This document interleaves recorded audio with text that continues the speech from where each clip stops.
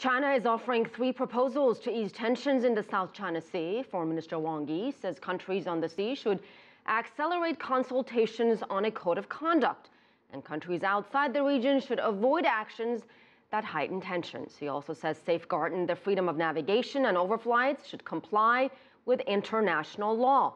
Wang made the proposals at a meeting in Kuala Lumpur with the Association of Southeast Asian Nations, or ASEAN. Rian Maelzer has more. It has been a whirlwind 48 hours for China's Foreign Minister Wang Yi. He has held one-on-one talks with the foreign ministers of several ASEAN countries, as well as the Deputy Prime Minister of Thailand and Prime Minister of Malaysia.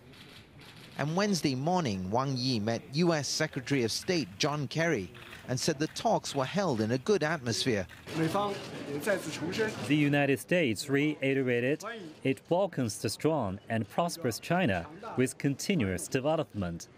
The U.S. is willing to foster a sound relationship of interaction with China on Asia-Pacific issues. We will work together to safeguard regional and international peace.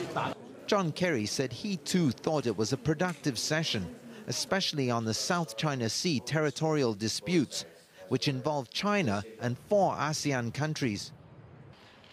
We just had a good meeting, I might say, with the Foreign Minister of China, and I hope very much that at this meeting over the course of today and tomorrow, we will find a way to move forward effectively together, all of us.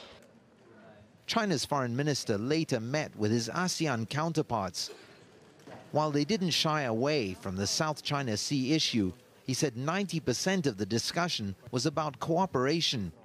Wang Yi said ASEAN ministers were enthusiastic about China's drive to help upgrade road, rail and sea links within ASEAN and between this region and China, dubbed the One Belt and One Road initiative.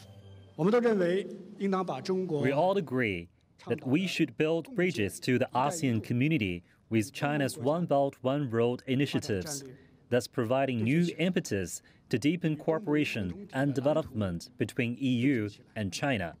On Thursday, the ASEAN Plus 3 meeting featuring China, Japan and Korea will be followed by the East Asia Summit and ASEAN Regional Forum.